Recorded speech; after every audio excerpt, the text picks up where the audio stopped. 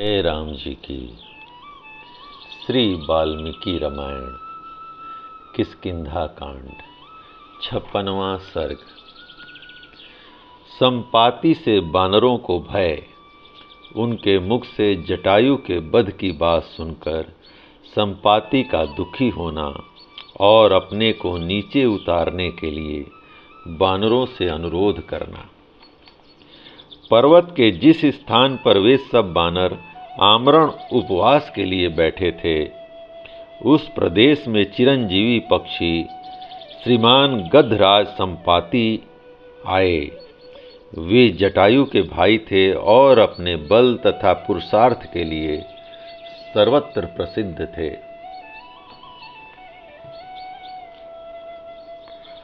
महागिरी विंध्य की कंदरा से निकलकर संपाति ने जब वहां बैठे हुए बानरों को देखा, तब उनका हृदय हर्ष से खिल उठा और वे बोले, जैसे लोक में पूर्व जन्म के कर्मानुसार मनुष्य को उसके किए का फल स्वतः प्राप्त होता है, उसी प्रकार आज दीर्घ काल के पश्चात यह भोजन स्वतः मेरे लिए प्राप्त हो गया।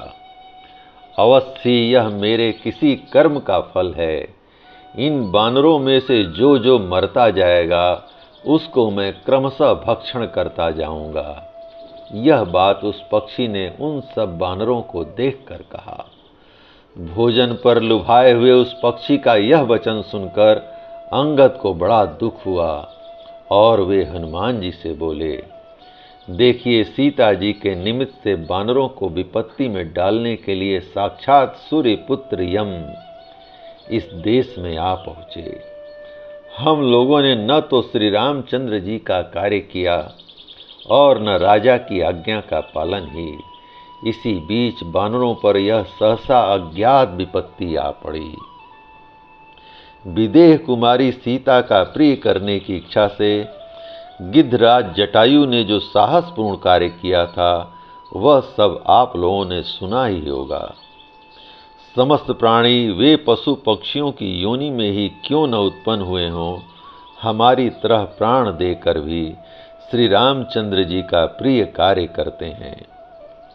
शिष्ट पुरुष स्नेह और करुणा के वशीभूत हो एक दूसरे का उपकार करते हैं।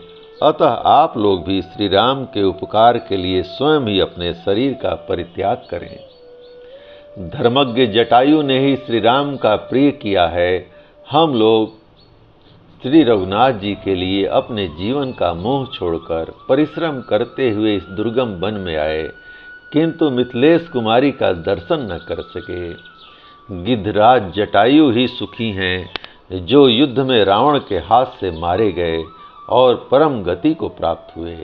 वे सुग्रीव के भय से मुक्त हैं। राजा दशरथ की मृत्यु, जटायु का विनाश और विदेह कुमारी सीता का अपहरण, इन घटनाओं से इस समय बानरों का जीवन संशय में पड़ गया है। श्री राम और लक्ष्मण को सीता के साथ वन में निवास करना पड़ा। श्री रघुनाथ जी के बाण से बाली का वध हुआ और अब श्री राम के कोप से समस्त राक्षसों का संहार होगा। ये सारी बुराइयां कैकेयी को दिए गए वरदान से ही पैदा हुई।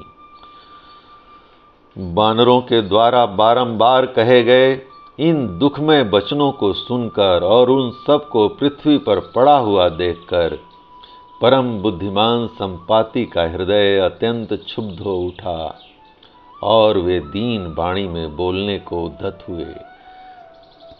अंगद के मुख से निकले हुए उस वचन को सुनकर तीखी चोंच वाले उस गिद्ध ने उच्च स्वर से इस प्रकार पूछा, वह कौन है जो मेरे प्राणों से भी बढ़कर प्रिय भाई जटायु के वध की बात कह रहा है?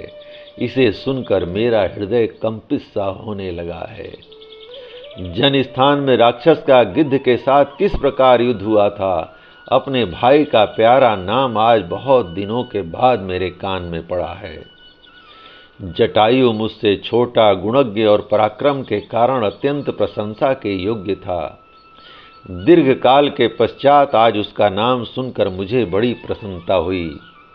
मैं चाहता हूं कि पर्वत के उस दुर्गम स्थान से आप लोग मुझे नीचे उतार दें। श्रेष्ठ बानरों, मुझे अपने भाई के विनाश का वृतांत सुनने की इच्छा है।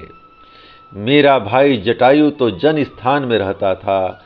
गुरुजनों के प्रेमी श्री रामचंद्र जी जिनके ज्येष्ठ एवं प्रिय पुत्र हैं, वे महाराज दशरथ मेरे भाई के मित्र कैसे हुए? शत्रु दमन वीरों, मेरे पंख सूर्य की किरणों से जल गए हैं, इसलिए मैं उड़ नहीं सकता, किंतु इस पर्वत से नीचे उतरना चाहता हूँ। जय राम जी की। इस प्रकार श्री वाल्मीकि निर्मित आर्ष रामायण आदि काव्य के किष्किंधा कांड का 56वां सर्ग प्रभु श्री राम की कृपा से पूर्ण हुआ। जय राम जी की।